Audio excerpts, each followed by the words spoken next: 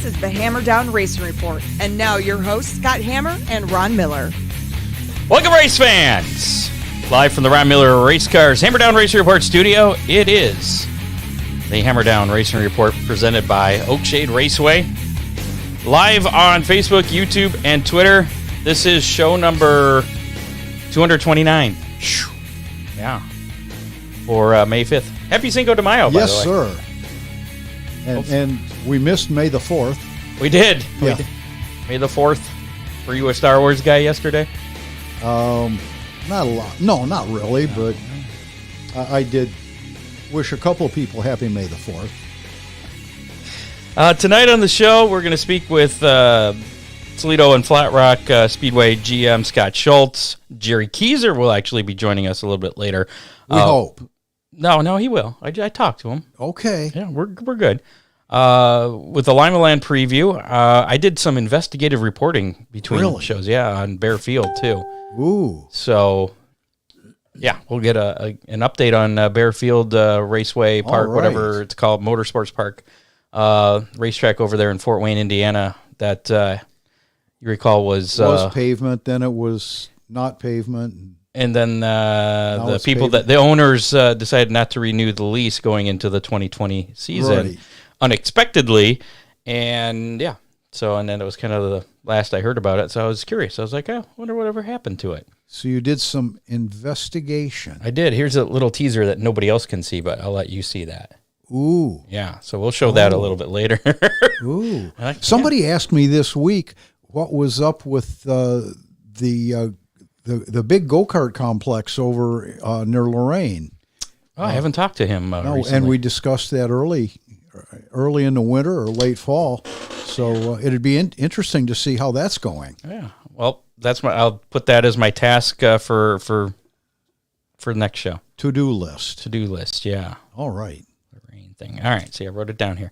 Also coming up, we'll be giving away some Big D's Pizza, and Ryan Weekman with his weekend weather pit stop will be joining us as well, which he recorded this morning, and several of the racetracks that he'll be talking about have already called it for. They listened to him. Yeah, they listened to him even though he hasn't gone public yet. So anyway, of course, this is some breaking news that I said I would do. So here we go. Breaking news? Yeah, it's not really breaking anymore because apparently I shared it a little early. You were premature. Something like Scott. that. Once again. Oakshade Raceway, of course, has pulled the plug on racing this weekend. So the opener, again, pushed back another week. We're looking at the Oakshade Attica Late Model Challenge Series opening up the season now on May 14th for Oakshade Raceway. I don't want to ruin Ryan Weekman's forecast, but I did hear... Spoiler alert. Yeah, spoiler alert. He does say in it, good luck to a couple of tracks. He was... One of which is already canceled, not Oakshade. Weather west of here tonight, tomorrow, and Saturday morning should be about 2 inches of rain, which would be... non-conducive a real issue, yeah. So, but don't fret, not everybody has rained out, so it's all good there. We'll check that out later. There is some tracks that have already pulled the plug this weekend in our area. Some of the National Series have as well. We'll go through all that. First, got to thank Oakshade Raceway once again for being our presenting sponsor. We're the fastest meet to race when it's not under a foot of water. Saturday nights, starting now on May 14th with that Oakshade Attica Late Model Challenge Series. Bill Reckner Memorial will be, I believe, the week after that now, the 21st. And I was going to put that on the website, and I forgot to do that. So Bill Reckner Memorial will be rescheduled for the 21st. Of course, gates will open at 4, racing at 7. And again, I want to remind everybody to head on over to oakshaderaceway.com, fill out the driver forms on there. There's the one you print out. And bring with your $10 first night. $15. $15, that's right. I forgot that it went up. Old habits. Yeah, and then there's also the media form on there. And a lot of people have actually filled that out. Really? I got yours. You were born in 1900. That's what you put for the birth date. You saw that, huh? I did. I was wondering how much So that's going to mean that this year you'll be turning... 122. Yeah, congratulations on that. Somebody was asking who the oldest race... Weren't we talking about the oldest racer at Oakshade last week? I don't know what you're talking about. Yeah, well, if you're 122, I'm pretty sure you're locked in there. Just saying. I got to thank Big D's Pizza, Subs, Ribs, Chicken, and more in Clyde, Ohio. Give them a call right now. Get some pizza. You'll have it before the end of the show, 419-547-1444, or order online at orderbigdspizza.com. Check out the new pizza burger, topped with pizza sauce, pizza cheese, pepperoni, and a toasted bun. He's also sponsoring, they're doing like a championship belt over at Sandusky Speedway for the hot dog races. They're going to have a 5-race series. I went there with John Young this past Saturday and got to witness my first hot dog race. It was entertaining, but they're making like a championship belt, so whoever wins the most out of those 5 will get that belt that's sponsored by Big D's Pizza, so that's pretty cool. Also, don't forget to check out Dominator Race Products. They have new aluminum body washers. DominatorRaceProducts.com. Dominator Race Products has body components and much more for dirt late models. Body washers? Yeah. Body washers. That sounds. That almost sounds not obscene. Like no. No. Okay, Scott. They're not little people that are washing. No, they're little round things. Yeah, those little people are going to be at Sandusky later wrestling in the Chris. season. Yes. Yeah. Okay. No, and Matt Swander, I don't know if you caught that last week, did mention that if Oakshade would decide to put that on, he's up for the challenge. He's going to wrestle. Matt Swander said he would come out of retirement. I think they should do it on the flag stand. Yeah. Anyway, DominatorRaceProduct.com or call 419-923-6970. And Dominator Race Products also available at reputable dealers across the USA, such as Ron Miller Race Cars. Also thanks to Freeze Frame Photos, Headhunter Barber Studio and Salon, and everyone else I already mentioned. So we're all good. How about we give our first guest tonight, Mr. Scott Schultz, a call? Before the show gets any nuttier? It's already nutty, yes. I'm not sure how different that'll be. Bringing up Mr. Schultz here. Going to talk about the Toledo and Flat Rock seasons. Going to kick things off at Flat Rock this weekend. Arnold Kerr says everybody come out there. They will be racing. He knows things. Hello. Hey, Scott Schultz. Hey. It's Scott Hammer, Ron Miller, Hammer Down Racing Report. How's it going? They call you right back. Okay. All right. Well, we'll wait for him to call us right back. Yeah. In the meantime, how about we do a little racing roundup? Some results from this past weekend. Attica Raceway Park was in action. Trey Jacobs was the winner of 410 sprints. There was his third career Attica win. Devin Shields won his second straight late model feature. The boy has been on a roll. Yeah. He's picking right up where he left off last year. Logan Reel was the 305 sprint feature winner. I saw the part of that. That was a pretty good race there they had there. It was. Kingseed was, I thought he might get him there, but, and then Jamie Miller was closing in. Of course, Jamie Miller is always there. Yeah, he's had a great season. Yeah. And that was Reel's first sprint car feature win. Fremont Speedway, Saturday night, Cole Macedo picked up the win in the 410s. Tyler Schulich won the 305 feature event. It was his first ever Fremont Speedway feature win. And Jamie Miller was the winner there in the dirt trucks. Hey, Scott, your phone's ringing. Is it? I bet you it's Scott. Hey. Hello. Hey. Sorry, I was just walking in the house with a handful of paper. Oh, well, that's all right. We know you're busy, so we'll get right in it. Okay. You got a lot going on. How are things looking for the opener this weekend at Flat Rock? We're okay. I think the main thing is the weather, which we've not had a spring. I don't think the entire Midwest has. And, I know Attica lost, 2-3 races right out of the box. And, it rains or, early in April snowed, every other day. And it's just a mess. They can't get things done. Haven't been outside very much, but we're making progress. And we're ready to go for Saturday. And we'll be ready to go next Sunday at Toledo on the May 15th. But, we're optimistic. It's going to be an interesting year, needless to say. And you have the 4 o'clock start time for the first part of the season here up until June. You've had a lot of success with that, haven't you? Well, we tried it last year. We stole the idea from Berlin Raceway, and we thought it was pretty cool. And, coming off of COVID, and I hate to even go back, but last year till June 1st, we were in a 50 percentile admission phase in the great state of Michigan. So, we were interested in that. We thought maybe people would be a little bit more relaxed being outside, since people were just starting to get out. And we actually had some decent crowds, and we think we created some new fans too. Maybe they hadn't been to Flat Rock. Maybe they didn't want to go at night, and definitely coming off of COVID, probably that was more so the case. So we thought we'd try it, and we said, you know what, let's just run it right into the first week of June. And so the first 5 Saturdays, we start at 2 with practice, and we race at 4:00. And got a lot of naysayers at the beginning on that, but by the time we got done with it, we ran 3 of them last year. It was kind of like, this is all right. So we're going to go ahead and do it this year again. Anybody show up at 7:00 on any of those nights? Oh yeah, disappointed. Oh, yeah, definitely. Yeah, definitely. You can't dress them up and you can't take them out, but you try to get the word out as best as you can through your marketing and your social media channels and things like that, and word of mouth, needless to say. And I think we've done a decent job on that too.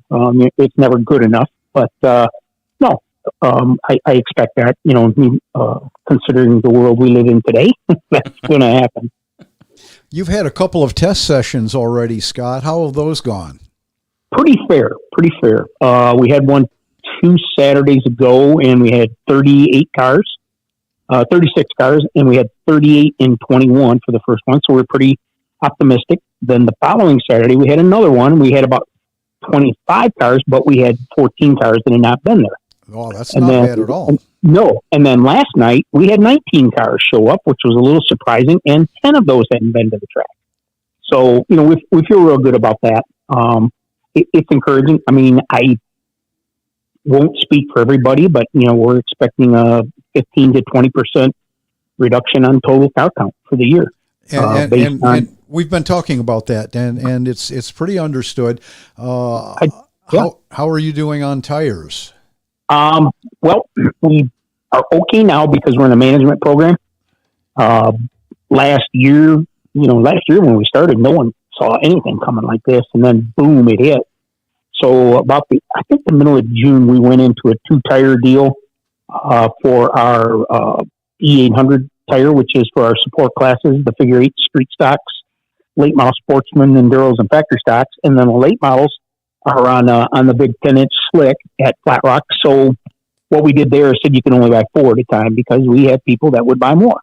And, we started out the season the same way, and we allowed 4 for preseason and 2 for the week that you were running a race. And we're okay right now.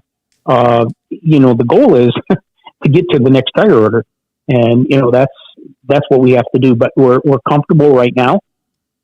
Knowing what we know and seeing how many cars we've had at the racetrack and have gone through tech, and we still know it's going to be soft. We fully expect that.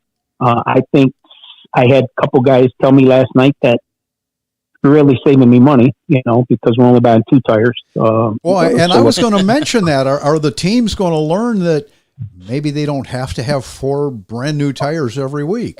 Boy, we've had this conversation so many times for all ages. And you guys know, if the winner has them or the guy in front of you has 4, you got to go have 4. If he's got, this, then you've got to go get this. And this happened long before any of us were involved in racing. But, I think people need to learn to live with it. So look, none of us like this. It's not Hoosier's fault. It's not American Racers' fault. They're a victim, and, maybe some of it's planning on their part, but, when you shut down for, a couple months and then you come back and you can't get workers, then you can't get raw materials. And I'm not making excuses for them either. I really am not. I mean, we really thought this would be a problem for just a little bit in 22, but my personal opinion is this is going to stay around for 2 to 3 years. I just don't see it changing as, the whole world. I mean, go to Meijer or Kroger and, I'm sure you both know your grocery bill is astronomical. And now all of a sudden gas jumps 40 cents a gallon in 1 week. How does that happen? Because they can, and nobody's there to stop them. And we're all the victims of it, needless to say. Everybody should just run racing fuel in their Right. cars. There you go. There you go. The price doesn't change. It's more expensive, but at least the price doesn't fluctuate. I know on the home front, Scott, I'm working to fill my freezer. I don't blame you one bit. I don't blame you one bit. You know, I just think it's going to be a different year. You know, I really do. And again, I'm not speaking for other racetracks. And by the way, anybody that is involved with a racetrack, whether it's an owner, a promoter, a crew guy, a car owner, a driver, a family member, man, I'll tell you what, if we can get through this, we can get through anything. You betcha. And the snide comments and the slide people, you know, they're on Facebook and, you know, on social media bashing all of us. You know, we don't know what we're doing, and, you know, that's okay. But I'll be honest with you, I have not had one person come up and tell me that this is absolutely horrendous and we're out of control. You know, we're out of control all the time. What the heck? You know, but, you know, I learned from Ron Miller, by the way, Scott. So, Yeah, come on out of control. But, you know, so everything we do costs money, you know, costs more and more and more. And our sport is very expensive to begin with, and now it just took another giant step forward. Yeah, everybody, like you said, everybody's dirt, asphalt. Everybody's dealing with the tire issues, and at least around here, everybody's dealing with Mother Nature as well. So. Oh boy, yeah. We did switch our enduro and factory stock classes, which are one in the same car. We run 250 lap enduros at Flat Rock, and the factory stock's got like 11 races this year between Flat Rock and Toledo, and we put them back on an 8-inch street tire. And it's really interesting to watch it practice. So all we say, it's an 8-inch DOT, you know, we've got some other stipulations in there. And you see the guys talking to each other and looking at each other's tires and what do you think and how do you think this works? Number one, it's slowing them down. We're okay with that. They don't need money faster. Two, it's going to save them money in the long run. You know, I don't think there's any doubt about that. It's going to save them money in the long run. So, you know, and again, we go back to the social media people. I can't believe you're putting them on an 8-inch street tire. Well, Ron Miller, would you like to tell everybody how those divisions started? Oh, obviously, they were on those tires for years. That's all there were. I was going to ask you, Scott, if you had discussed tire shaving, how are you going to control that? Because years ago, and I don't know if it still works, you'd buy a new tire and you talking about street tires or no, the street tires, and then right now we'll see what happens. Have the tread trued, and now, and that was the big word back in the day was having the tires trued, and it made them faster. We haven't come to that point yet. We're running a 250 lap enduro. I think you want your tire to last. I don't know if it would be advantageous to shave it. The factory stocks run the little track at Toledo, which is very abrasive, and they run like 4 races at Flat Rock. So, you know, is that going to happen? Sure, it might. You know, we'll see what transpires.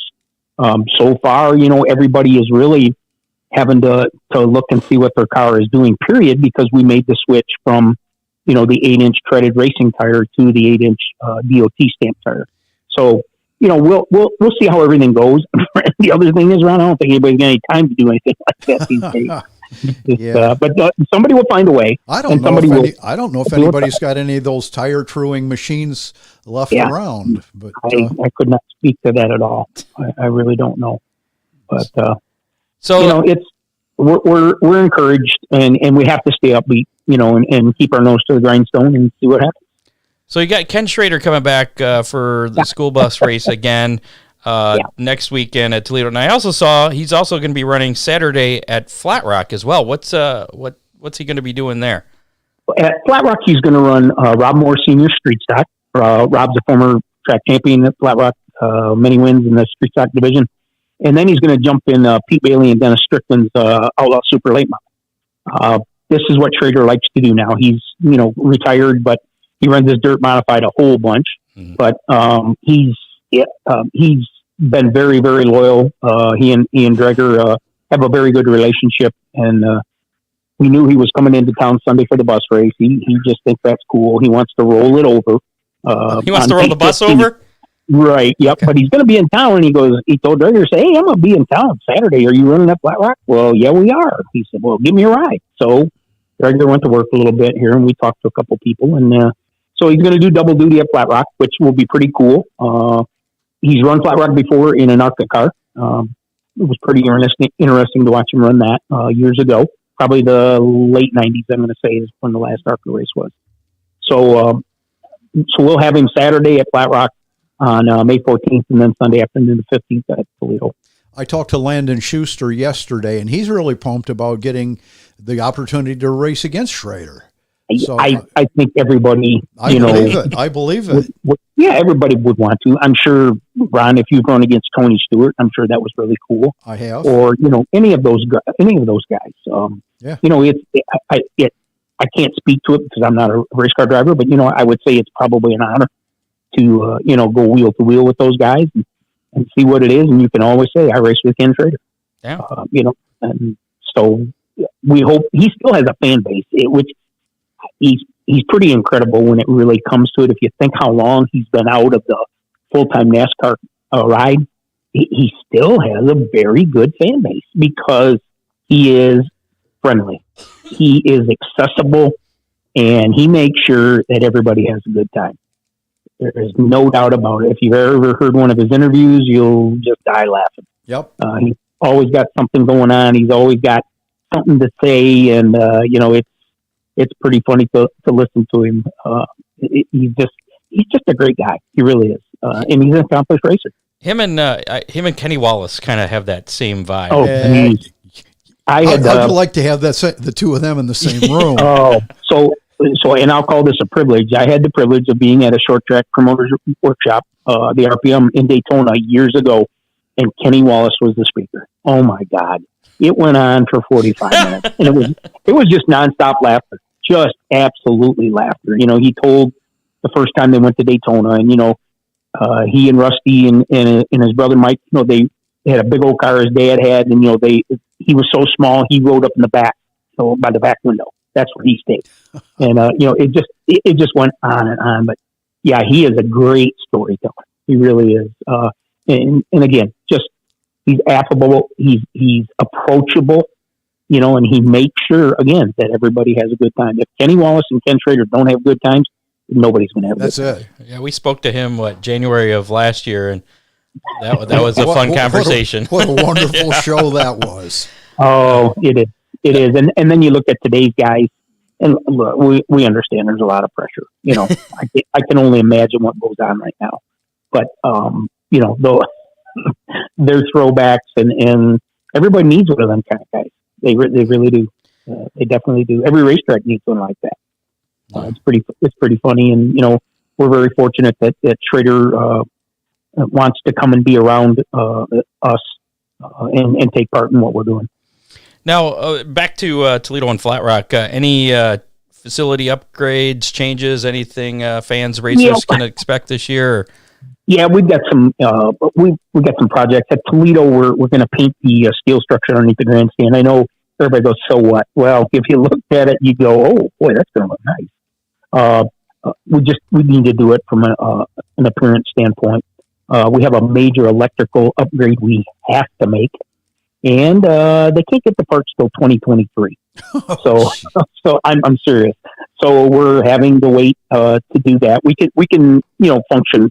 And run the track the way it is right now, but it's something that we need to do. It's been on the books and on the project list here since about last fall, and we just got word about a month ago that parts aren't going to be available till 23. So we're hoping those kind of things ease up, and then maybe by this fall we can get that done.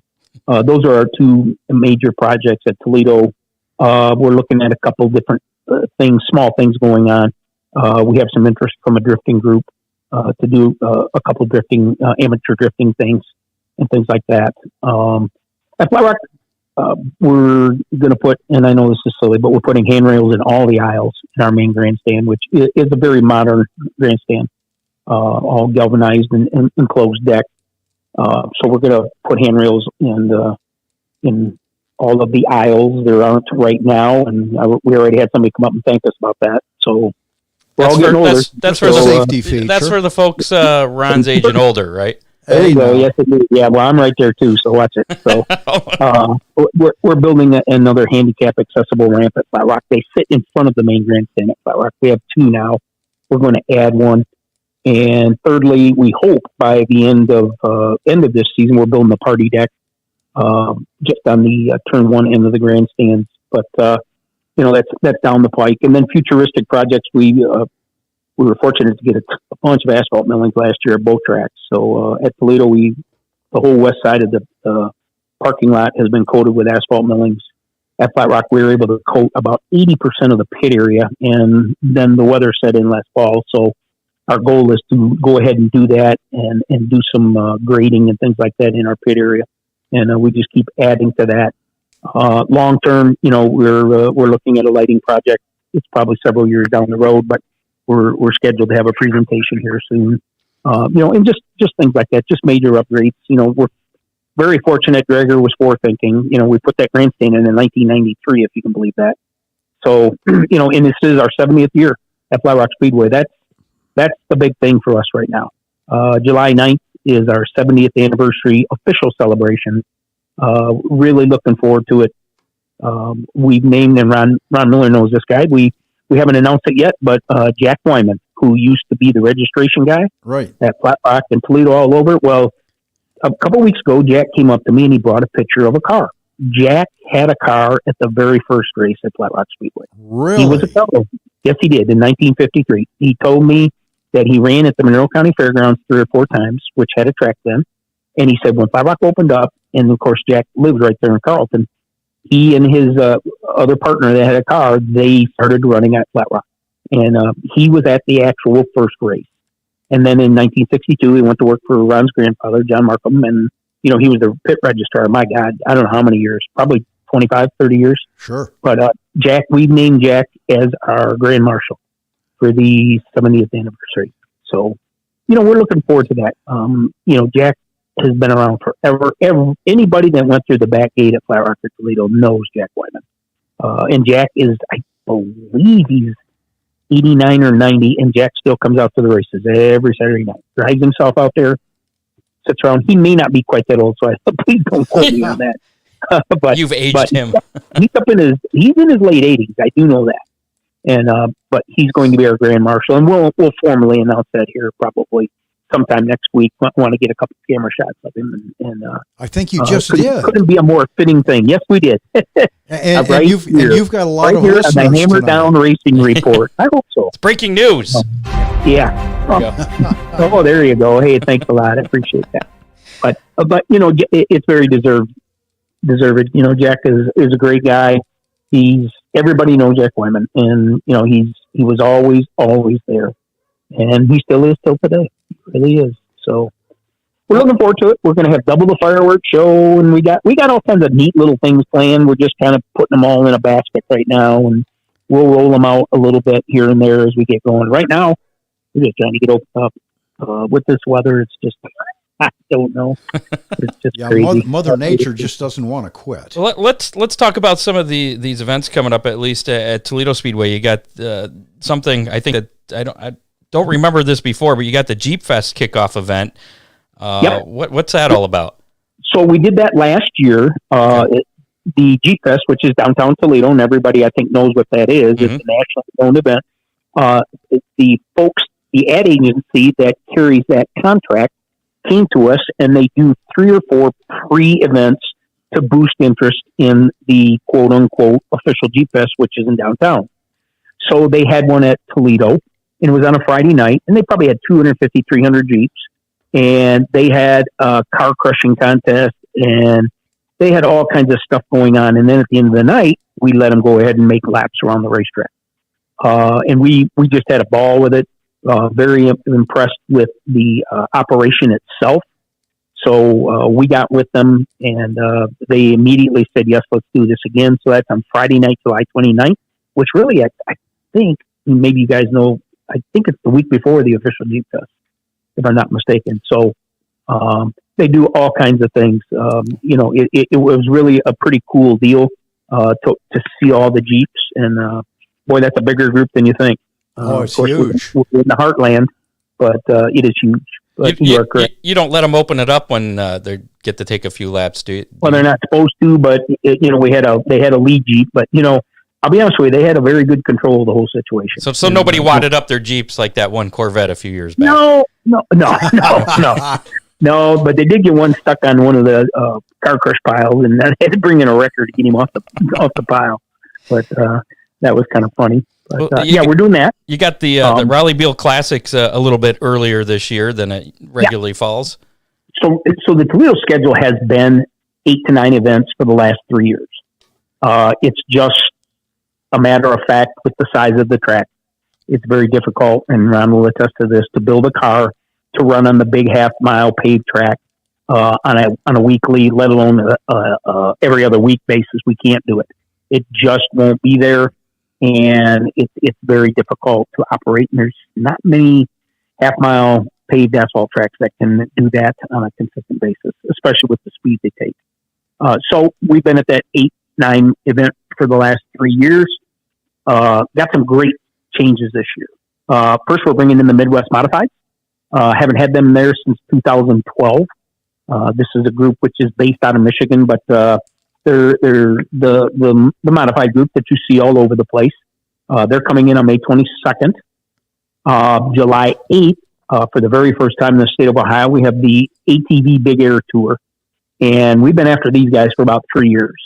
They are incredible. If you go to their website or their YouTube channel, they do stuff for TV and movies and things like that. And they do stunts on bicycles, bicycles, motorcycles, and four-wheelers. And it's a static ramp they go off of, and they land on an inflatable ramp. It's pretty cool. But they are a great group of people. They're based out of Minnesota.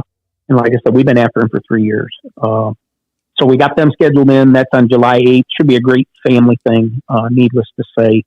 And then, as you said, the Raleigh Beal Classic, sponsored by Ron Hemmelgarn, is now on a Saturday night in August 6th, which has been an annual event at Toledo for a number of years. Last year we had their national championship race, but we had to move it this year because we are the recipients of the ARCA National Championship race at Toledo Speedway again this year. Yeah, I wanted to ask how that came about. Well, when the NASCAR schedule changed, some of the ARCA Menard Series schedule changed, which was indeed the Kansas race, which was the championship race for ARCA for the past several years. And I believe it's moved to September, if I'm not mistaken. So that opened up the championship weekend event in October. So they searched around and all that, and the guy that owns Toledo Speedway also has a little pull at ARCA. So we were able to secure that. But no, they were looking at other tracks too. They really were, in all seriousness. But yeah, so we had it there twice in the past. Justin Allgaier clinched his championship there, who is one of the Xfinity Series top drivers right now. He won his championship there. Ty Dillon won the other championship at Toledo Speedway and clinched it there. That was the year that Stenhouse was leading the points. This was the Allgaier year. Stenhouse was leading the points and Scott Speed was running, and Scott Speed decided to dump him in the wall. So that was interesting day at the races, needless to say. But we're very fortunate to get that back. There's a lot of things going in the background right now on that weekend. Ron wants to host all the past national champions of ARCA that are still able to make it, and we're going to have a dinner for them at Toledo and things like that on Friday night. So there's a lot of things coming when it comes to the ARCA National Championship race and the 70th anniversary celebration at Flat Rock this year. So we do have a lot of things going on. Yeah, and, I was kind of hoping to see a return of the fastest short track race, but maybe that'll be back next year. That's a car thing, Ron. That's a car thing. The wing sprints on asphalt is. I'm not sure. They're only running a few places right now. Right. So, and then the super modified is a little bit in I won't say disarray, but they're having a car count problem too, needless to say. And they're based on the East Coast. There is a good group out of the Sandusky area who we usually talk to each year. Yeah, I wanted to ask you about that. You got the late model sportsmen are going to have a few shows over there at Sandusky. Do you think that's going to help with that car count? That's to be seen. We'll see. Kevin J. Cox from Sandusky called us and scheduled around what we're doing with the late model sportsman class. And there's a couple cars over there, and he thinks there might be a couple more too. So he wanted to try it. I'm not. I really that remains to be seen, Scott. I'm not sure how that's going to work. We will encourage our guys to go over there. Whether they do or not, I don't know. I really don't know at this point. We haven't seen them all yet. Obviously, we have a practice at Toledo next week, and then opening day is the 15th. So we'll be able to see those guys and start to talk to them a little bit more. Talk to a couple of them, but not all of them as a group yet. So that remains to be seen. Any Friday night show scheduled for Flat Rock this year? Just the one in August when we flip, so we can run the Silver Crown race on Saturday night at Toledo. The Raleigh Field Classic, yeah. Yes, sir. Friday nights are a tough draw for anything. In a touring series, it's even tougher. And, yes, it used to work. Yes, it was big. Yes, the fastest short track show was big. Yes, we used to run the USAC sprints and midgets on Friday night. Yes, that all used to work. Those days are gone. It just, times are changing. I wonder if we'll see Buddy Kofoid at Toledo for the Raleigh Beal Classic. That'll be interesting. He's only been from the report I read. He's only doing the dirt races. The dirt for the Silver Crown. Yeah, he ran pretty good at Terre Haute. Yeah, until he turned it upside down while he was leading. Jeez. That's a tough way to lose it. Scott, that kid is amazing. He really is. We've had him as a guest a couple of times on the show, and he's the real deal. Speaking of great drivers, who are some of the drivers maybe to watch for the championship there at Flat Rock this year? I really got to find out. Eric Lee was the defending champion, 4-time champion now. He's coming back. I expect him to be very strong again this year. Stanley Jr. is back again. He's running pretty good. We have Chris Benson, who's a local guy, bought a different car last year and seems to be doing very well in practice. Paul Peltier has built a new car, another former champion. He's very strong. Our rookie of the year, Connor Zabosian, has taken over the wheel of Dick Barker's and Pat Moran's number 45. Frankie Giovanni stepped out for private and personal reasons, family and job commitments. And so Connor has jumped in that seat. I think he will be very strong. So we have a lot of good cars. We really do for what Justin Schroeder is back too. Will the Bailey family have anything? Dennis Strickland is going to run at Flat Rock, quite a bit, he told me. And of course, Schrader's driving his car on May 14th. Nick is going to focus on his business right now at PB Fab, and he will run the Glass City 200. That is his plan right now. All right. Well, Flat Rock is scheduled to kick off the season this Saturday. You want to give us the details on that? Yep.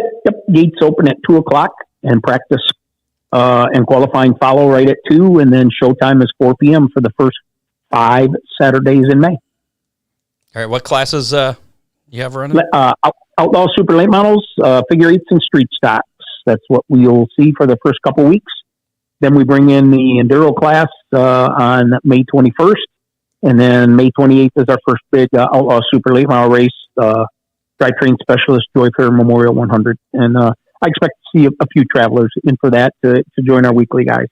So we're looking forward to it. We're just, we're hoping for better weather, and hopefully the world straightens out a little bit, and we'll just... You're asking for an awful lot there. I know. We were right along with you, Scott, until you got to that last one. Boy, that's a toughie. Yeah, it is. And again, to all you people that are involved in racing in whatever aspect, thank you. It's just, this is really, and I'm not trying to, make it look bad, but, it's an important year for all of us. A lot of people struggled in 20 or didn't open at all, like we did at Flat Rock, and then 21 was pretty fair. We had a good year last year at both places. Everybody missed racing. They wanted to come back and see it. Yeah, you're very right. You're very true, Scott. That's very true. So, we'll just, put our best foot forward. We like our schedule at both places. There's a good variety at Toledo. We've got, of the 8 or 9 races, we got 4 changes, a couple new things in there. And at Flat Rock, we're focusing on, the 70th anniversary celebration at the track. So onward we go, and we all hope for better weather, and we wish everybody the best of luck, needless to say. I might have to get out there for that Ken Schrader school bus figure 8 again. Excellent. Love to have you. Yeah, that was fun last Love year. to have you. Yep. Well, Scott, you can buy. Go ahead. Oh, you can buy tickets for the Toledo race online. Oh, ToledoSpeedway.com. We do offer that for the Toledo races. There you go. Scott, we appreciate the time. Good luck at both Flat Rock Speedway and Toledo Speedway this year, and hopefully we'll speak to you again next year. Thanks, Scott. Thanks, Ron. Really appreciate your time. Not a problem. Thanks for being with us. Take care. All right, see ya. There you go. Scott Schultz, the GM there of both Flat Rock and Toledo Speedway. And what should we do? Should we do finish our racing roundup before we give Gerry a call, or should we call Gerry now? I don't know. Jerry's been listening. I know he has. Yeah. So, yeah, all right, we'll get to Gerry here. Now we're going to switch gears, talk some dirt racing, and do a little preview of Limaland season, because they're scheduled to kick off tomorrow night. As far as I have seen, they have not canceled as of yet. So we still have that update on Baer Field coming up here in just a bit. Hello. Some pizza to give away. Gerry! Scott! How are you? Hey. Long time no talk. Good. How you doing, kid? Good, Ron. How are you? Wonderful. So we're talking Limaland tonight. You're putting on your Limaland announcer hat. You have many hats, as a matter of fact. Congratulations on the DARF thing. I guess you're on the board. I got a little story about that coming up a little bit later. Announcer over there at Montpelier. Have you added Gas City yet since Larry took over that track too? Nope. Unfortunately, my Friday nights are tied up with Limaland. Right. That Limaland will always be my home track. I would love to be able to help Larry in every endeavor I could, but sometimes I gotta remember I have my priorities here. Well, and Limaland's a little closer to you too. Absolutely. I need one where I don't have to drive an hour and a half. So, so as of right now, things are still on schedule for tomorrow night's opener, right? As of right now, things are still a go. The forecast doesn't look good, but you know what? Until they say no, we're planning on racing. I mean, until I hear otherwise, it's still a go. So I'm sitting here in Lima now, and it is wet outside, but I've seen stranger things happen. So keep an eye on the social media if you're planning on heading down there tomorrow night. What's on tap for the opener tomorrow? Season opening shootout presented by Smith Bond. The Ohio Logistics NRA Sprint Invaders scheduled to be on tap with the Northwest Physical Therapy Modifieds and the Lot 16 Thunderstocks. Our base program at Limaland has long been the NRA Sprints, Modifieds, and Thunderstocks, and we're excited to have that same base program back. But again, like in the past years, we have a nice, diverse schedule throughout the season with a lot of different classes of racing action. How many times were the late models there this year, Gerry? Ron. That hurts my feelings. I'm sorry, Gerry. Well, these stock cars, they look like late models anymore. Pretty much. Didn't I say? I swore I saw that there was Hornets. Was I looking at something wrong? I don't know. I don't think so. I don't remember seeing that on the schedule. No. Maybe I was. I don't want to say no, but I don't. Montpelier, we got the Hornets weekly, Yeah. but That's right. the closest thing we got to it at Limaland is going to be the Dirt Track Truck Series, the 4 and 6 cylinder dirt track trucks. Always put on a great show. We had them at Montpelier 2 weeks ago and put on a whale of a show. Come down to the last lap, last corner, battle for the win.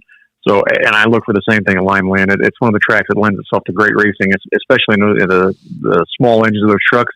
It doesn't let them get away too much. It stays pretty close. Was that part of the Keysor Memorial? Nope, we got the Mike Stryker Memorial first on May 13th. Okay. USAC Midwest Thunder Midgets are in town with the Northwest Physical Therapy Modifieds, the Thunderstocks, and again on the Dirt Track Truck Series for that one. And then the trucks are back for the Keysor Memorial on June 3rd. Okay. Is that series picking up any more trucks, I should say? There was actually, for what we were expecting at Montpelier, and my truck was still sitting at home. I didn't get a chance to finish getting it ready. So, and they still had a pretty good truck count. I believe we had like 16, and there were a few guys that didn't make it out for that opening night.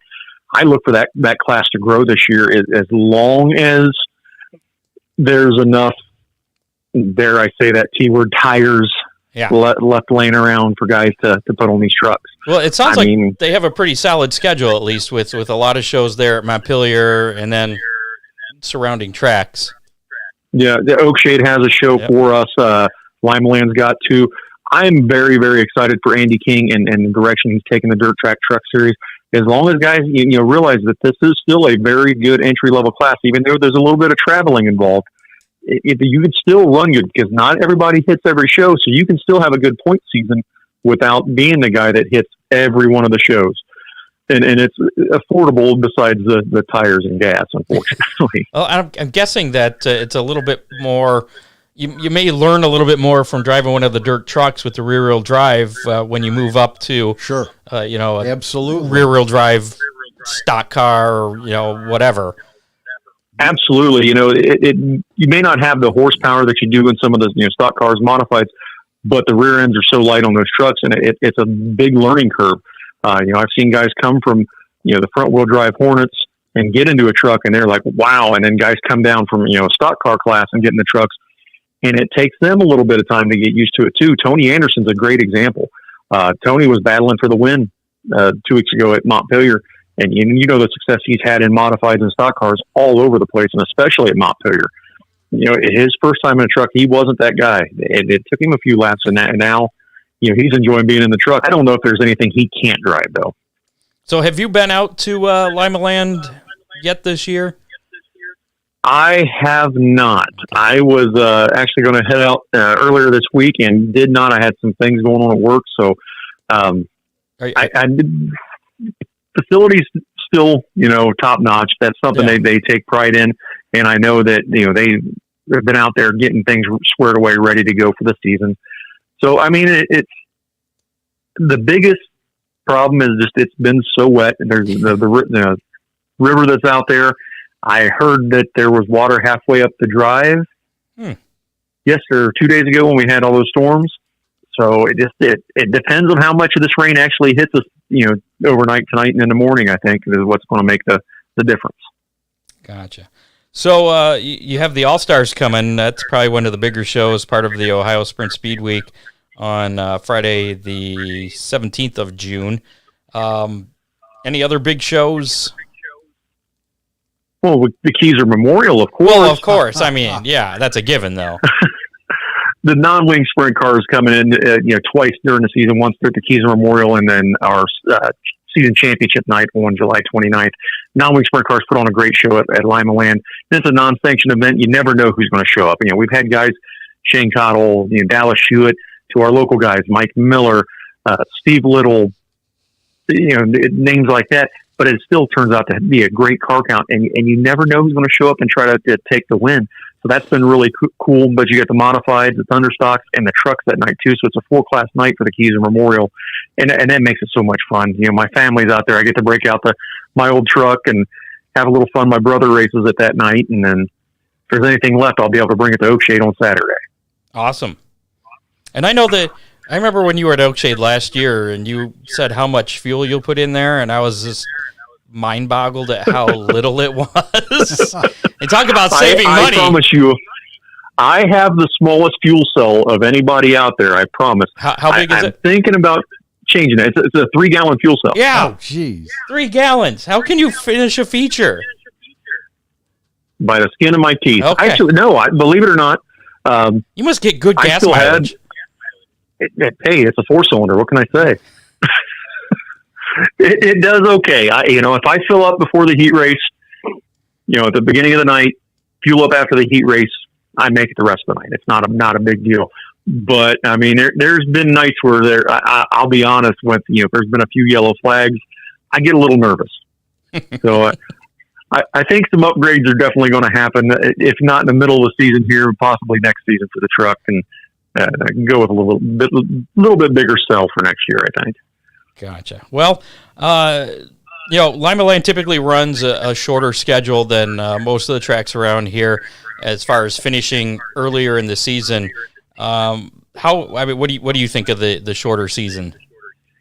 It's kind of a two-edged, double-edged sword. I get it. We compact such a great schedule into such a small package, but like this weekend, the weather, you lose a few shows, and it seems like, wow, we didn't really even have a season. But the shows we have on the books, things like Mike Stryker Memorial next week, with the D2 Midgets honoring Mike, the Run for the Rabbit honoring Travis the Rabbit Miller, the Memorial Cup show, the Keysor Memorial, Ron Colley Jr. Memorial, the second annual tribute to Mr. Excitement, Tim Allison. You can't beat some of the great shows. A Gene Franker tribute we got on the schedule, championship night, and then the King of the Quarter Mile at the end of the year. It goes by so quick, but there's so much action packed into the season. It's kind of a cool deal. I know the Fremont Trucks, I think they're looking for a place to run on Friday nights. Yeah, Corey McCoy said that he would like to see a couple of races against the Limaland stocks. That's something that petitions posted on the Limaland Facebook page. That the Powers of Beast read those all the time. You may not get a response every time, but I promise they're reading every bit of it. So I wish I had a little more pull as far as that goes. I'd love to see the trucks against the stocks. They put on a great show, when they race against each other at Millstream over the years, and also up there at Oakshade. So I would be 100% open to it. What about any of the fun events that Sandusky's doing with the wrestling thing? Maybe you could wrestle somebody there, or the hot dog races, anything like that? I'll tell you, my claim to fame, we had an ice cream sandwich eating race at Limaland several years ago, the night of the Keysor Memorial, and I and my daughter got chosen to go up and be a part of it. And they said, go. She stuck the sandwich in my mouth. I had to keep my hands behind my back. I couldn't use my hands at all. She had to feed it to me. Well, she just kind of stood back and looked at me like, what? She didn't push the sandwich in my mouth. So I looked like a baby bird trying to swallow that damn ice cream sandwich. And I had the worst ice cream headache ever. I was going to say that's a perfect recipe for a brain freeze. Oh, man. Yeah, but that's entertainment there. And I still have the trophy. Oh, there you go. Nice. Congratulations. So that was a very, very fun day. Things like that's always fun. I'd love to have a little bit more out there, but we try to on Friday nights. It's hard because people, work until 5, 6 o'clock. They come to the races. They want to see the races and go home. We don't want to keep them there, midnight, 1 o'clock. We have done some things. We got, family fun night this year that's going to coincide with our season championship. We bring in the bounce houses, things like that, invite people out a little bit early. So, that's something that could be a good time. And then our award celebration at the end of the season, we have racing, then we do the award celebration right there in front of the fans. And then after the races are over, we invite everybody over to the pits. Food and drink is provided for everybody to come out and just hang out and have a good time, fellowship with the drivers and teams, and celebrate a great season. And that's that first weekend in August. Right. That's our final event of the year, the award celebration and invitational races. God forbid that Mother Nature acts up on that night. We do carry a rain day for that on Saturday, August 6th. So, awesome. Hopefully, we don't have as much problem with Mother Nature as we're having this week. But we'll get through it one way or another, and we're going to have a good time and put on some great action at Limaland. And the news coming out with the NRA Sprints and being purchased by GLSS, that's thrilling in itself. That's going to definitely help the 360 car counts. With everything going on with fuel and tires and just the cost of everything, anything we can do to get more cars on the track, to get more fans to the track, is definitely a good thing. Speaking of that, any changes in the purses for this year? We have some large paying shows for the 360s that were already planned prior to that, and I don't see that changing. But I know stuff like the Ron Colley Jr. Memorial race pays. I can't remember. I want to say that one's $3,000 to win. The Tim Allison race I know is paying a higher purse. It's always, something to see because, Ron Hammonds, God love him, that man has worked his butt off to get big purses for the 360s, not only at Limaland, but at Waynes Field, everywhere he's promoted a race. Some people don't like him, but I think he's been nothing but great for the 360s, and I'm going to miss having him there, but I'm looking forward to him being there this season. Excellent. Who are some of the drivers to watch this year at Limaland? Well, in the 360s, obviously Jared Horseman has always, been awesome in the 360. He was having a great run down there in Tennessee, and unfortunately had some motor problems, and handed the win over to one of the USCS drivers there last weekend. But guys like him, Randy Hannigan, you can never count out. Oh man, it just you got to keep those two definitely. But then you have young guns like Kobe Allison, Devin Dobie, guys like that who are always going to be in the hunt for the win. And Tim Allison's grandson, Caleb Hardman, jumping behind the wheel of a sprint car this year as a rookie. He's going to be a fun one to watch coming up from go-karts and seeing how he grows behind the wheel of that 360 sprint. And our modifieds, Todd Sherman, Tony Anderson, you got to know that those two are going to be battling for the win each and every week. The two winningest drivers in Limaland history in overall wins, Tony in stock cars and mods, and then Todd just in modifieds. But, guys like Jeff Kaz, Shane O'Connor, the list goes on, and then you throw in the UNOH drivers. You never know who's going to be at the front of a modified race at Limaland. Same thing with the Thunderstocks, with all our UNOH drivers, and then you got Tony Anderson, Chris Douglas, Jeff Jessup. There are so many great stock car drivers from week to week, and the stock car class is kind of my thing. That's where I grew up at, watching my dad race stock cars. He was a track champion in 1990. That's what the Keysor Memorial is all about, is for the stock cars. So getting to see that class and hopefully seeing it grow would be just amazing for me this year. All right. Well, give us the details on that opener again tomorrow as far as the times go. All right. Gates open at 5 p.m. and for the grandstands, pit gates open from 4:30 to 8. Hot lap scheduled to start at 6:30, racing at 7:30. General admission, $12. Kids 11 to 15, $6. Kids 10 and under get in free on the general admission side. Pit passes for all ages, $30. So looking forward to seeing everybody for our season opening shootout tomorrow at Limaland Motorsports Park. And do your non-rain dance if you're listening. Yeah. Well, here's a spoiler alert for our weekend weather pit stop forecast. Ryan Weekman said, good luck. Yeah, well, for both Limaland and Attica. So. Just saying. I'm just saying. That's the weatherman talking there. Well, when Ryan finally gets me a copy of that Christmas album, he keeps sending me pictures of it. All right, man. Well, we hope to talk to you again soon, Gerry. Well, that will happen. I just got to get some things straightened out around here personal-wise, and once I do, I plan on being a cooperative member of the team there at the Hammer Down Racing Report. So thanks for having me on tonight, guys. Sounds great. Nice hearing from you again. Good talking to you guys. Yep. Have a great night. Yep, have fun this weekend. See you, Gerry. Mm-hmm. See you guys.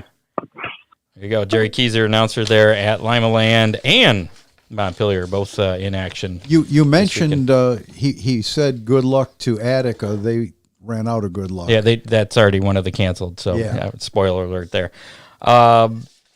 Still have that update on Baer Field to get to, and some pizza to give away. Let's take care of some other business here.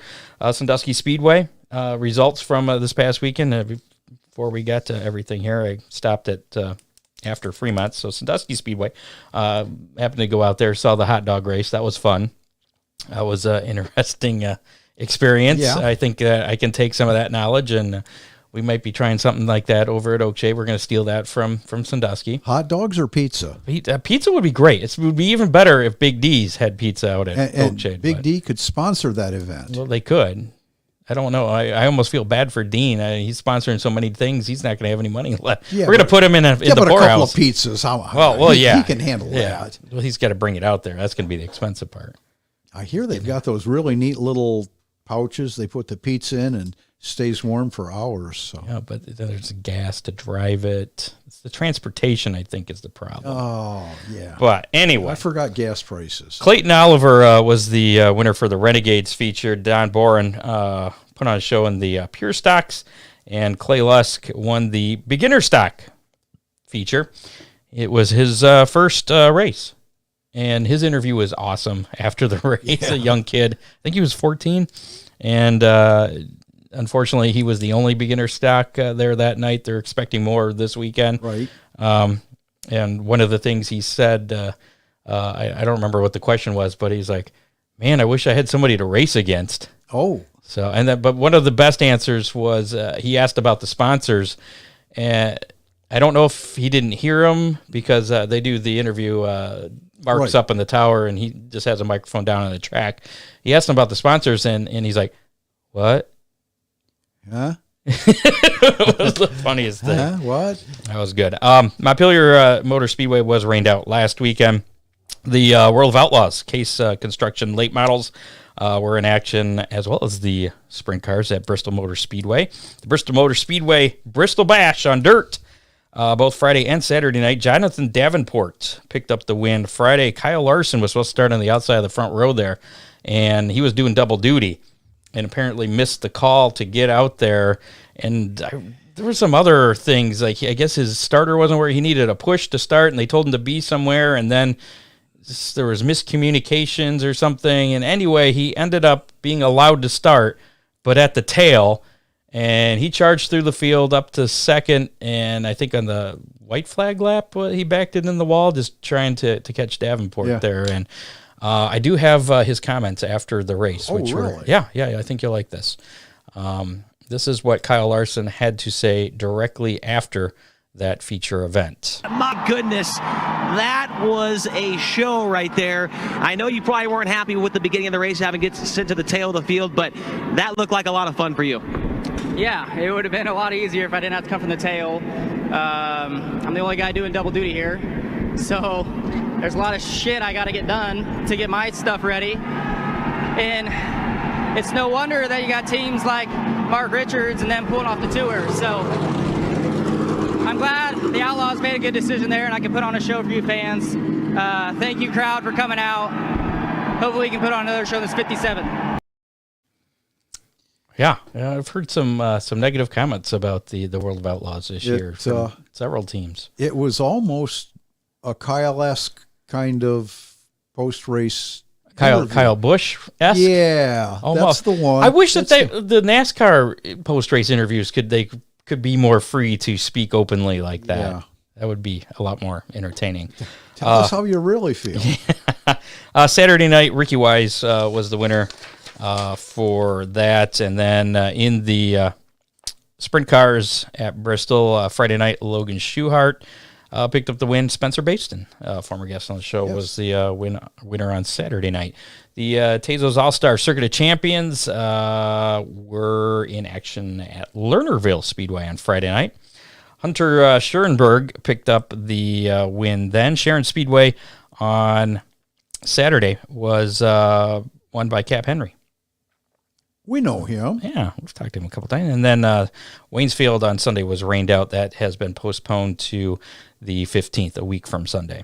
So, Lucas Oil late model dirt series were rained out at both shows, Tri-City and Macon. Spoiler alert, they're rained out this weekend too. IndyCar action, the Honda Grand Prix of Alabama on Sunday was won by Pat O'Ward. NASCAR action, the Cup Series race was postponed to Monday after they got things started Sunday. And it rained. And it rained. Everybody's fighting the rain, even over in Dover. But Chase Elliott picked up his first win of the year in the Duramax Dryden 400 presented by Relodyne. Xfinity action on Saturday, Josh Berry picked up the win in the A-Game 200 at Dover. And in other notes, we talked about this a little bit earlier, that I was watching that USAC Silver Crown feature. Where was that? Brownstown? Was it? I was right. Terre Haute. That's right. Buddy Kofoid is making his Silver Crown debut, which I found hard to believe because he's raced just about everything already. Right. He looked impressive. Got up there, was leading, and he was so far ahead. The camera's on other people, and all of a sudden, we got one upside down. It's Buddy Kofoid, the leader. I'm like, what? I'm not really sure what happened there. Somebody, I guess, said that he had a broken shock, too. I don't know if that would have been contributing to that or not, but, I mean, he had the same thing in the truck race. He worked his way from the back to the front, and then got himself spun out. So he can get there. He's got to learn to close the deal now, I think. And congratulations to Brian Rollman. Oh yeah, he made making the show a tough show in his very first ever USAC Champ Car event. Yeah, I did see him get lapped a couple times, but I think he ended up. So there was a lot of attrition. He ended up 11th, 10th or 11th. Yeah, I mean that's pretty good for your first time. Well, and he qualified in the top 20, which locked him into the show. Didn't have to run the last chance qualifiers. So, yeah, congratulations, Brian. Contact Freeze Frame Photos for all your racing photo needs, from action shots to victory lane. They have all your favorite drivers. Also do special photo shoots. Still time to get those special photo shoots while your car is all new and shiny looking, as everybody's getting. Well, not everybody. There's been some races at Attica and Fremont, but there's been a lot of rainouts, though, so maybe your car's still looking pretty good. Call up Charlie right now and get a special photo session there, 419-476-9978, and then you can put those photos, designs on all kinds of different products. And Kristen was shooting at Fremont last Saturday, so they got some. I think Charlie was there the week before. Yeah, so they should have some very good Fremont stuff. There you go. You can find them on Facebook at Freeze Frame Photos Online, I believe is the name of their page. Also, Ron Miller Race Cars, that guy over there, he's a pretty good guy, 734-856-7223. Call him for race cars, parts, safety, equipment, service, everything a racer needs, timing for an engine, putting a distributor on and setting it in there right. He's so that it starts right up first time. Somebody knows what he's doing. It's crazy. Don't tell anyone. Okay. Still have that pizza to give away, but first we're going to talk about Baer Field Motorsports Park. So Baer Field over there in Fort Wayne, Indiana. Right. Asphalt track. Then they built a dirt track in the middle there. Dave Mazzillo was running that.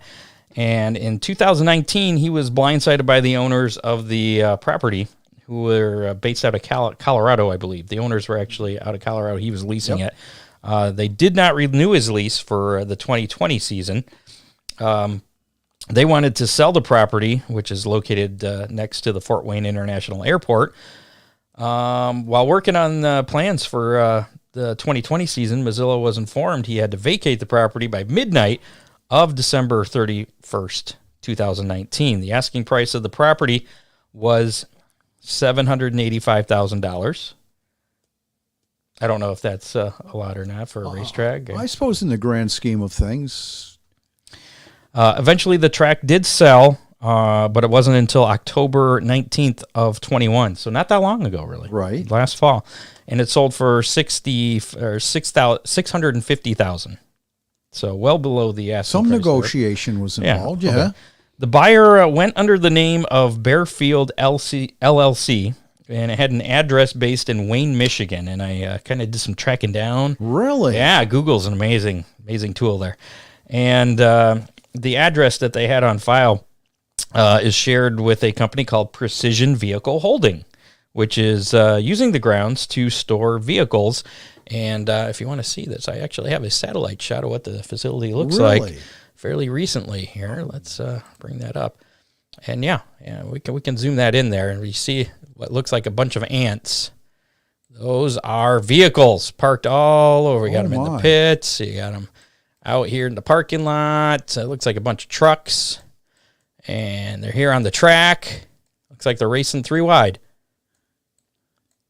Oh, only 2 wide and 1 and 2. But so yeah. So right, the track's still there. It just is not doing much as a racetrack. Storage area, yes. And so I got a little bit more information here. There's rumors.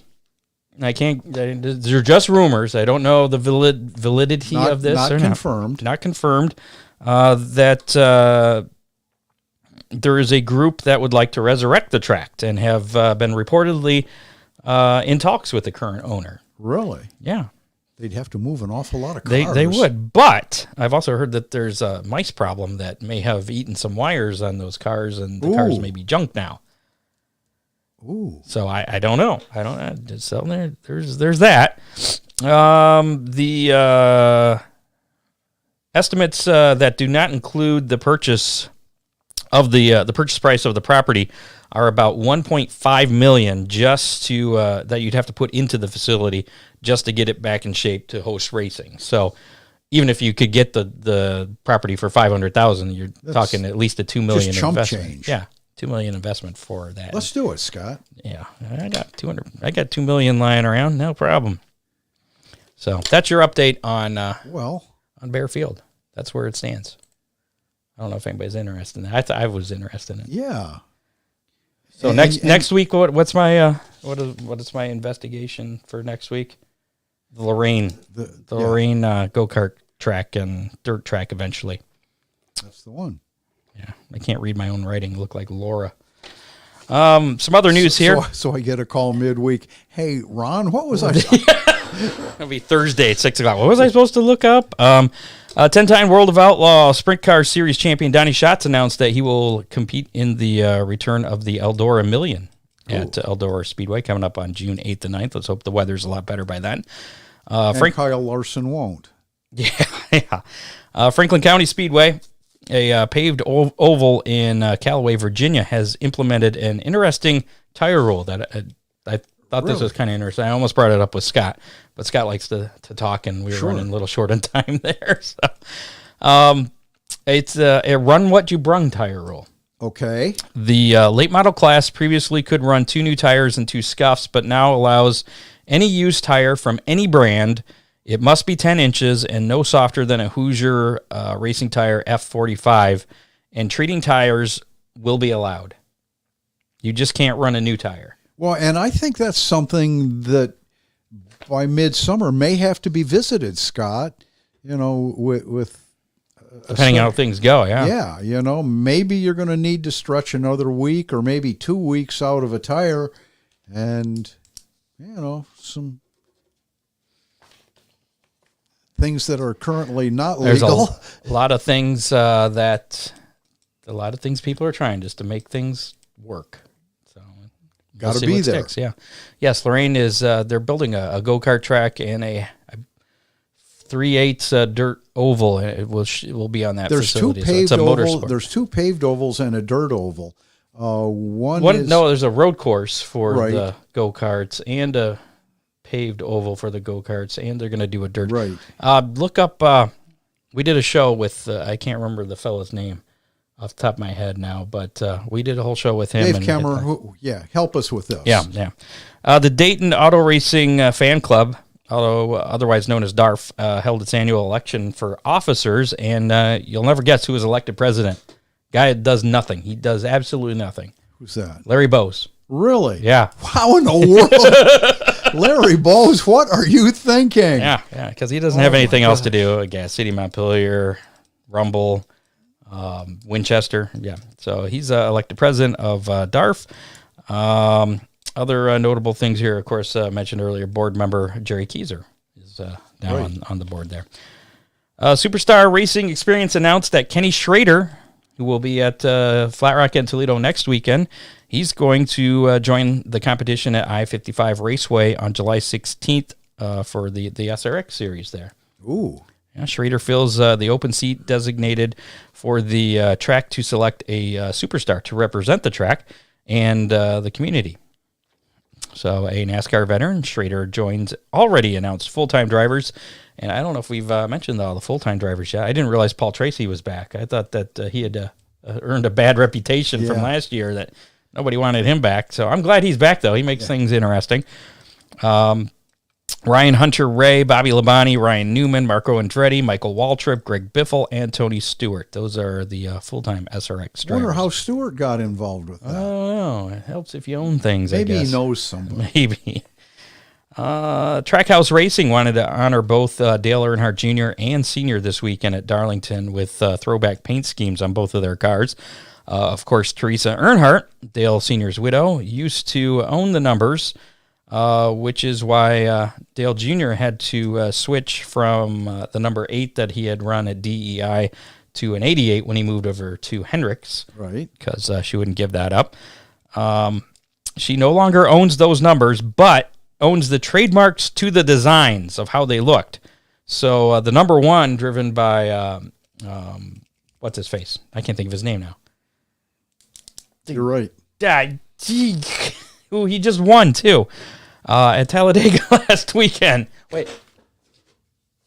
I'm going to pinch myself when I... Ross Chastain. Thank you. Ross Chastain's number one. Okay, thanks, Dave.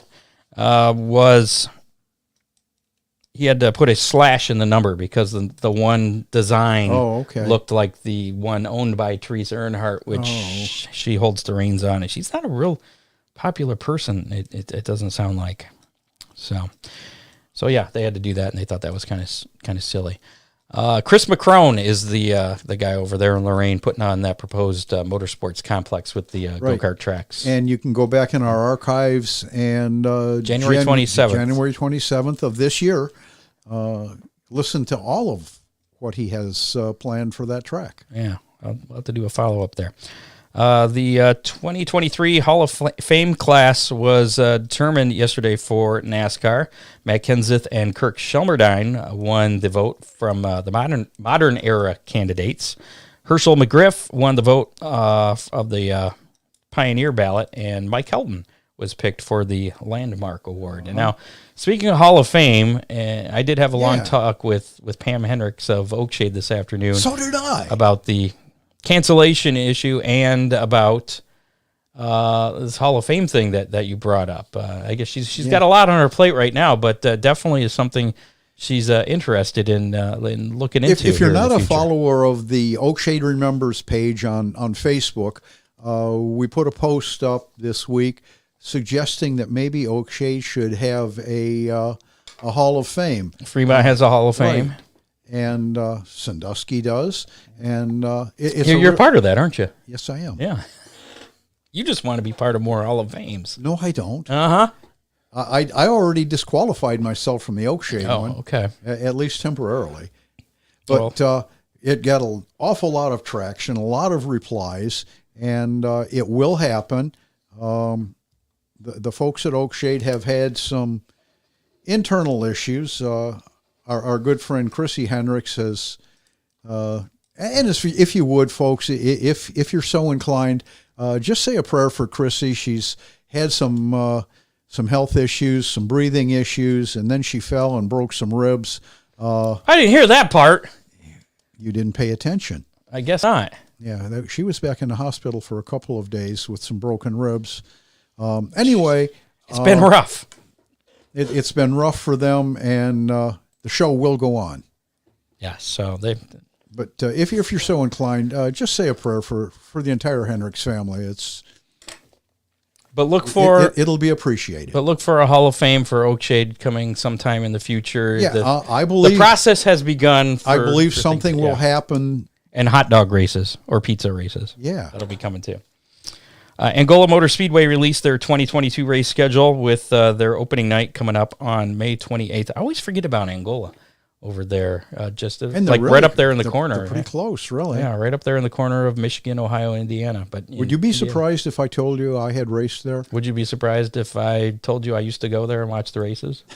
I did. When I lived in Bryan, we used to go up there every once in a while.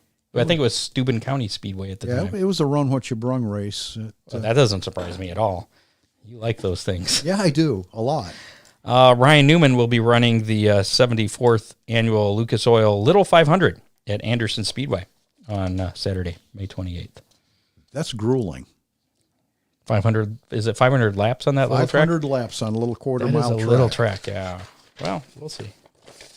He's done 500 miles before. It should be no big deal. Pit stops and all. Yeah. So that's all the news that is fit to print for this week's edition of the Hammer Down Racing Report. Fit to repeat. Something like that. How about we give away some pizza? Last week's How Many winner was for how many pure stocks we're going to be at Sandusky Speedway on Saturday nights. And I think you picked 16. I chose 15. And the actual number was 8. Really? Yeah. So I suppose that means you won. I think again. I was closer, yeah. And our listener winner was Gretchen Knapp with 13. So she wins a Big D's Pizza. You have 30 days to claim your pizza from Big D's. How about Ryan Wakeman? We can't forget Ryan. Wait, I haven't forgotten him. Oh, I thought you were wrapping things up. No. No, we got to do this week's how many. Oh, yes. Which was how many late models are going to be at Oakshade on Saturday, but surprise. Yeah. There's going to be 0. Don't put that one in yet, folks. Yeah, no. So we scrubbed that. I did. I crossed it out, and I put in something different just before we came on because this is my hockey playoff beard. Yeah. And we kind of talked a little bit last week about the walleye. Yeah. We're on the verge of losing, but they ended up pulling off that series against Cincinnati. In Game 7. Yes, on Tuesday night. So they are moving on to the second round of the playoffs versus Wheeling. And I know there's some hockey fans out there, so this is like radio for 2 or 3. But isn't there some friction between Toledo and Wheeling? There's a lot of friction in hockey against anybody against any, especially when it's the playoffs. But Friday and Saturday night they have games. So I picked Saturday night's game. How many goals will the Walleye score? Saturday. That's a low number. It's at the Huntington Center. They've scored upwards of 9 or 10 goals before. Let's do how many goals will be scored total. Yeah. All right. So don't put your guess in yet. If you just put your guess in, I'm sorry. You blew it. Oh, yeah. You blew it. Too late. So total goals then. I better change that. We're going to write this down here. How many goals total in Saturday night's game? So that's the Walleye and the Wheeling Nailers combined. How many total goals Saturday night's game at the Huntington Center? And whoever is closest will, see, 8's a good number. That's a pretty good guess. Could be 4-4, could be 5-3. I can't believe Corey McCoy doesn't have a number in yet. He'll get one there. He's probably just waiting to see what everybody else puts in. If you put the same number as someone else and we have a tie, we'll just spin the Big D's pizza wheel and have a spin-off. Yes. Shootout. No, spin-off's better, yeah.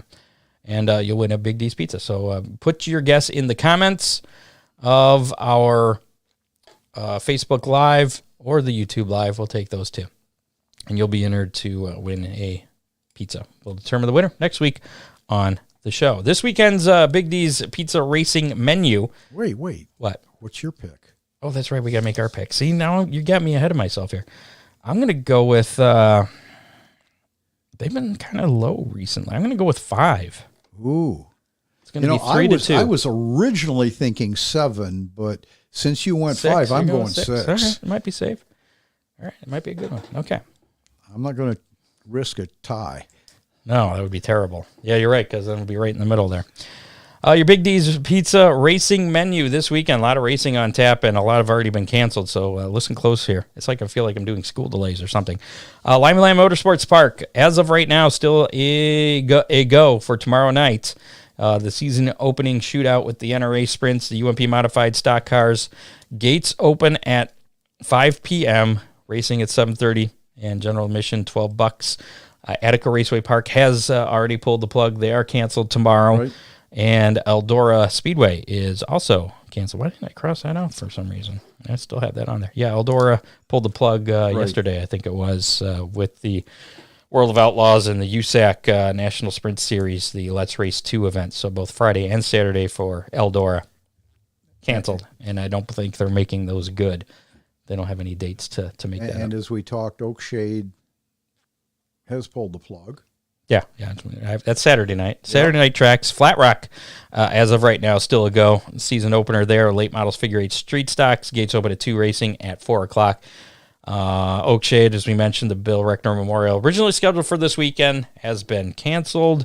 They will now open next weekend with the Oakshade Attica Late Model Challenge Series event, and the Bill Reckner Memorial will be held the following Saturday. Fremont Speedway, as of right now, they're still a go. Level Performance. I'm a Flat Rock.